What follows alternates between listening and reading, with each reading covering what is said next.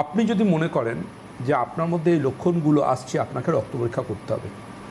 কী কী রক্ত পরীক্ষা বলে দেবো, তার আগে লক্ষ্য করে দেখুন, হঠাৎ কি মনে হচ্ছে যে আপনার তেষ্টাটা খুব বেড়ে গেছে? আপনার মনে হচ্ছে যে একটু বারে বারে জল খাই? আপনি ভাবতে পারেন তো গরমকাল ঘাম বেশি হচ্ছে তাই তেষ্টাটা বেশি লাগছে। একদমই ভুল। এটা লক্ষ্য করে দেখুন আপনার ঘন ঘন তেষ্টা পাচ্ছে কি না।